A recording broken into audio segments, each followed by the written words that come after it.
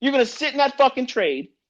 You're going to sit in that fucking trade and allow it to go against you and stop your whole fucking 2% or whatever the Mickey Mouse shit management you used to put it on. Oh, well, that's the randomness in the marketplace. That's just what happens. You have to strike it up as you win some, you lose some. Fuck off. I ain't in here to do that. I'm not here for 50-50 shit. If you came here with that logic, I'm telling you something, that shit is going to die real quick. Because I'm not a 50-50 motherfucker. I might be 50 fucking years old, but I'll tell you something right now. When it comes to fucking trading, I want my results. I want my fucking potential to be on side more than 50%. And if I can't argue that in my analysis, the fuck, I'm not getting in there. I got to know that I have multiple position exits in terms of partials before I even get to my target. What did he just say? Oh, shit. You better break that notebook out right now. Pull the fucking car over so you can type it and text it to yourself immediately. Every trade that I'm looking to take, I want at least 2 partials before I get to my terminus. That's a high probability trade for me. What does that mean? It's high probability it's going to go to my terminus? No. It's high probability. ICT is getting fucking paid. I'm showing up to the venue. That means I put my ass in front of the fucking charts and I push the button. I'm getting fucking paid. I'm getting paid. Nobody's fucking me out of my royalties. I showed the fuck up. Pay me, motherfucker. I don't care if I close the show down and get the tournaments. I don't give a fuck. You don't care either. You don't know if they're going to drop a fucking bomb over here. You don't know if they're going to come up with some fucking chicken little disease and fucking something's going to cause the market to go upside down. How do you know that's not going to happen? Can you fucking tell me? Can you prove that you know that there is not going to be some fuckery going on Monday that causes the market to take a shit? Do you know that? Because I don't know that. But you listen to these fucking 20-year-olds walking around here on social media, they got everything fucking figured out. $200, baby. And I'm trading fucking nano lots. For 6 fucking years, I'm still trading nano lots, but I'm doing $200. You gotta respect me. The fuck we do. Come on, man. At some point, you gotta call bullshit. Partials is how you get paid. And you need that in the beginning. You fucking need it. You need that little oomph, that push, that reminder. This is why I'm doing this. I waited all this time for this fucking setup to happen. I'm in front of the charts. I'm pushing it. I'm in there. I need to know I'm doing the right shit. How do you do that? You get your yellow belt. You get your blue belt that you're working towards your black belt, which is getting trades to go to terminus, your full targets.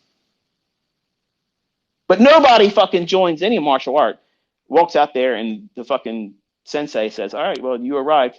Here's your participation award. Here's your fucking black belt. But that's what you think. You would think that with all these people on social media.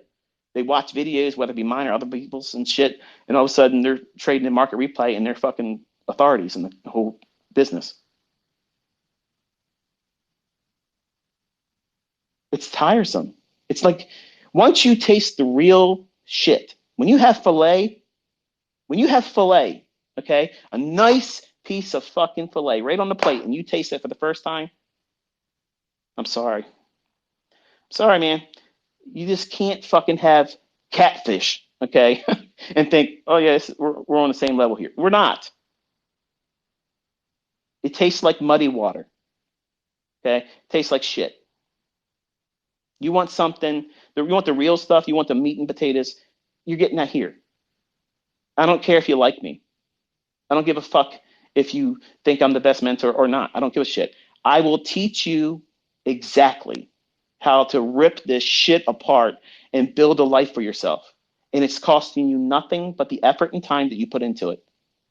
If you fail, you have failed. And the only way that failure occurs is if you quit. That's it. That's how quitting affects you. That's failure. The people that feel like they want to quit but keep pressing into it, they're the ones that are getting all these big payouts. They're the ones that are making the point of, I don't want to have to work anymore. I quit my job. They had people just like you that doubted them. They have people that still can't fucking believe that they made it.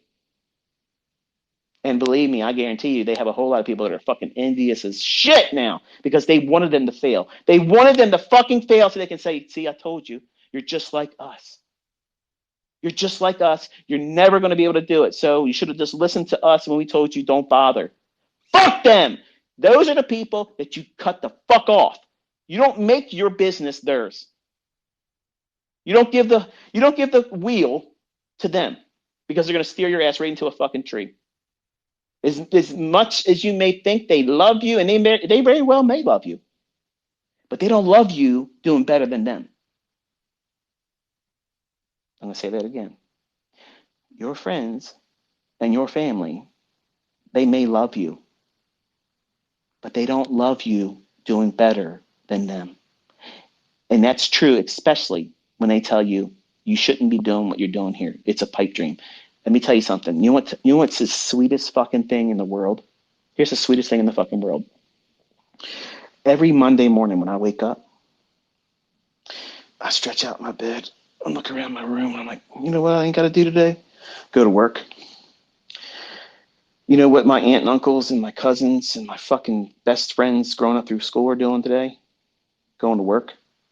I wonder what they're fucking thinking about right now.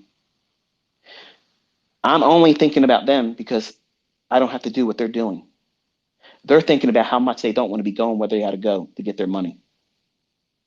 Who's in a better position here? It has nothing to do with arrogance.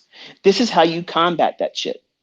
Okay? All these fucking people around you, unless they're telling you, go, don't fucking stop, dig in, you are going to do this, then you tell them nothing. If you suspect that they're not going to support you 100%, why even invite them into the conversation? Don't. Because if you love what you're doing here and you want to make this your fucking life and your career, and you want to pass the skill set on to your kids, should you ever decide to have kids, you're going to be thankful that you stuck in this. It's hard. It absolutely is hard. But so is exercise and working out.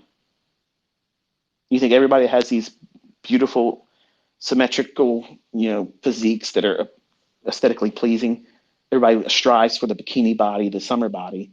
You think they just got that because they watch shit on TV and watch exercise videos? That's the same thing you're expecting to do when you watch ICT videos. When you're watching me teach this stuff, I mean, if you're going to put your ass in front of the video or sit down and listen to me, okay, all I'm doing is giving you the instructions on what to do, just like that exercise video. You're not getting the repetition, benefits that they're doing. They're sweating their ass off. They're making ad revenue off of you watching their shit or purchasing their program. They don't give a fuck if you exercise or not. They don't care. But here, I'm reminding you constantly, if you're just watching my videos and being entertained or using them as a fucking lullaby to go to sleep, some of you people do. That's cool. I don't give a shit. Bottom line is you have to do the work. What is that work? What I'm going to put you through this year. And you'll see it's fun. It's actually fun. In the beginning, it'll feel like, what am I doing here? A couple weeks of it, you'll say, oh shit, I'm starting to see it now. And those observations, the things that you see that I don't talk about, that is where you start mining. Meaning that's the direction that your personal personality, your unique perspective on price, that is starting to be activated. You're starting to see things in price, and you need to pay attention to it. It doesn't mean go on Twitter and say, ICT, I found this right here. And what do you think? It doesn't fucking matter what I think. If it's resonating with you, it's your business. Mind your fucking business. I'm not trying to mind your business. I got my own fucking shit to worry about.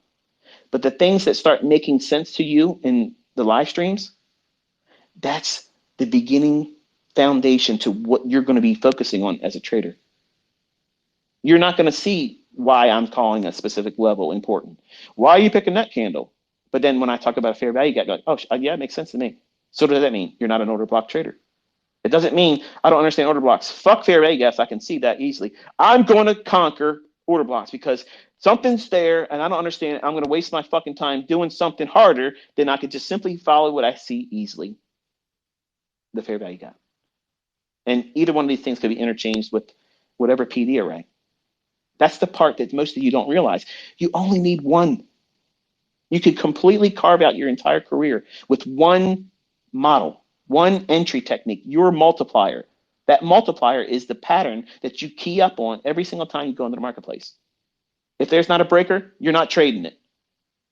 If there isn't a fair value gap, you're not trading it. They don't give a fuck if it keeps running up 100 handles. Who gives a shit? That wasn't your trade.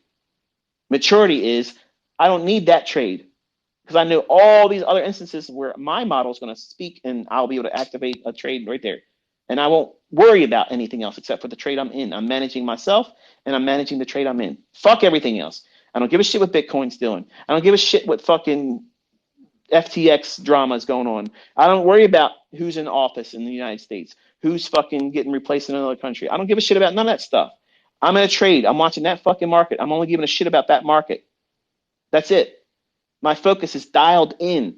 I don't give a shit about what these other influencers are talking about on their live streams. I don't give a fuck about what they're trading. I don't give a fuck why they think this market's better than that market. Why aren't you trading the ES over the NQ? Why are you trading the NQ, not the ES? Why aren't you trading Dow? I don't like fucking Dow. Dow is a piece of shit to me. Okay, it's too spotty.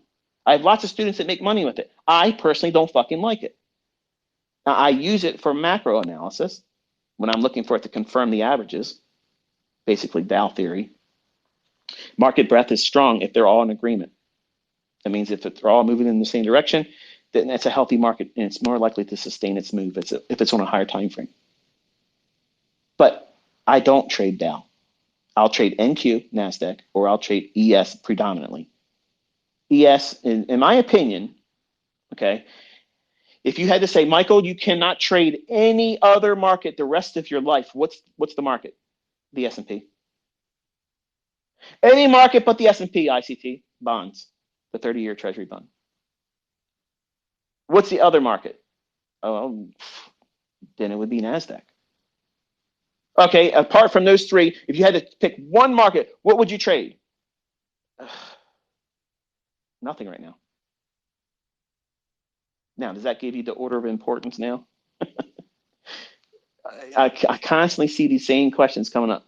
Did you ever think about that? What I just said is what I said. That's it. After 30 years of doing it, that's it.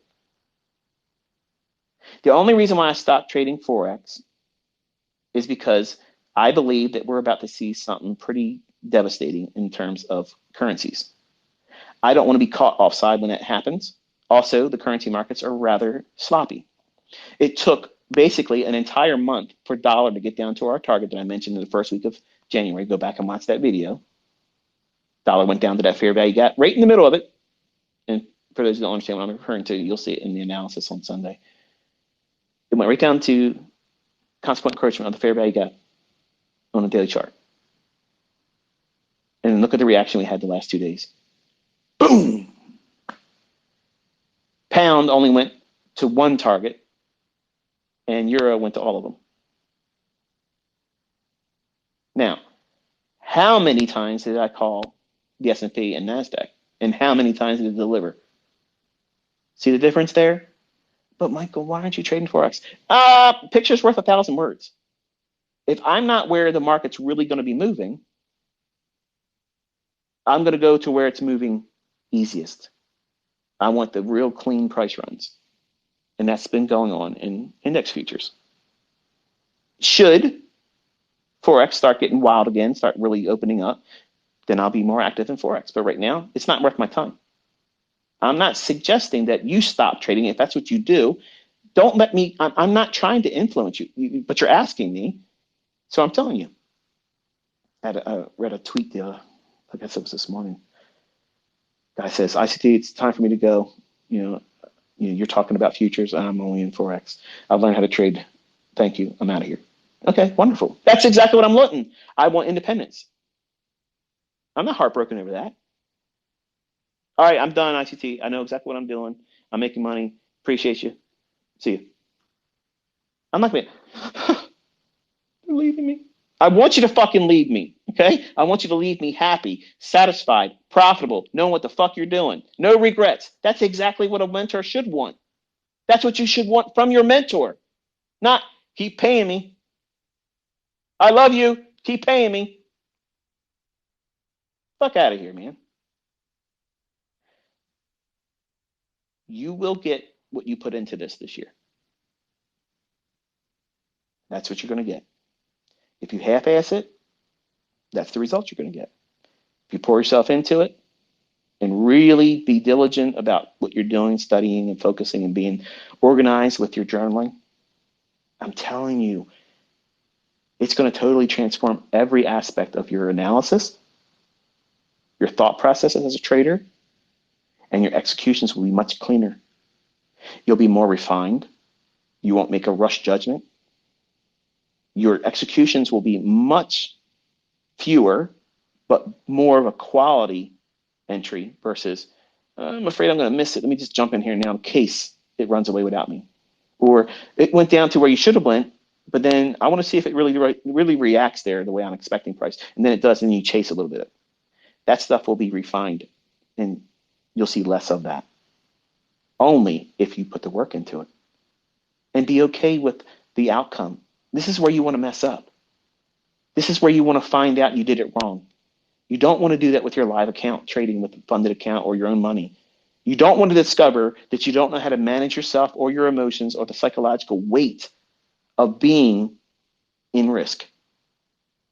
You don't want to learn that while you're out there in it. You want to master that progressively so that way you're not influenced. Once you've done months of back testing and tape reading, and you've done months of demoing, wait a minute, I need to make money right now. You're going to fucking fail, okay? You want the honesty? You want the truth? You're going to fail. I'm not here to see you fail. I don't want any of you to fucking fail. I want you to get out there and fucking kill it. Replace your fucking job. Double that income. I want you to have all that and more. But I'm a practical realist. I know that that doesn't work like that. It takes a lot of effort. It takes a lot of unlearning. And you all have things that I'm not aware of, which are character flaws. I don't know what your character flaw is. I don't know if you're impatient, impulsive, reckless, doubtful, stubborn, not willing to take a loss. That's a hard one for everybody. Can you be wrong and not lose your fucking mind about it all and think, oh, I got to get it all back right now? I'm going to put you in a demo trade this year. I'm going to tell you to put this trade on. When I tell you to do that, do not do that with a live account, because I'm going to put you in a losing trade. And I'm going to close the stream at the end of it and tell you don't try to get it back until the next live stream. And I want you to think about what that feels like and if it was real money. How hard that would be, how fucking devastating and irritating and just, ugh, it's like a mosquito bite. You know it's there. You know damn well you shouldn't scratch it, because if you scratch it, this makes it worse. And that's exactly what you experience when you have a losing trade with live funds and you did not learn how to trade. You're going to go back to scratching it. And the only thing it does, it makes it bigger and it itches worse. That's what drawdown does. And then drawdown becomes what? A blown account, a lost funded account, regret, misery. All of that stuff's avoidable. You don't see it like that now because you haven't endured it yet. But some of you think that you're never going to have that problem, or you'll be fine if it happens. No, you won't. You won't be fine. You'll be marred and scarred. And now you're damaged goods, because now you have to trade with that the rest of your life. I'm going to tell you something. This is why I like listening to people that actually trade with real money and have been doing it longer than a couple years or in recent couple months. Most people on YouTube are just now getting into a funded account. They never had their own real account, but they're all authorities now. I love listening to people that's been doing it is at least half as long as I have and longer. And I love listening to their wisdom of what they had to conquer in themselves. I don't give a shit about how they trade because I'm not interested in that. I don't think there's anything better for me to do except for what I've done. Now, I would say that regardless of how I trade. So what happens is my students hear that and they think, yeah, I'm going to go over here and tell this guy that's trading Elliott Wave, you're a fucking clown. You're not trading order blocks of fair value gas, bitch. You're nobody. You're street money. I don't tell you to do that. I don't want you to do that. That's stupid. Okay. But I would have this mindset regardless if I was trading moving average crossovers and if I was consistently profitable. That's just me. That's my confidence. That's a strength in me. But it was a character flaw when I was 20 because I was parading around like a fucking peacock on America Online with banter that said I was smarter than I really was, and I didn't know what the fuck I was doing. And the market showed me I didn't know what I was doing, and that was very painful. You don't want to have that experience because as a man, there was years ago I would have never admitted that. In my early 30s, it was just coming to the point where I was like, you know what? Yeah, that was embarrassing. I shouldn't have done that.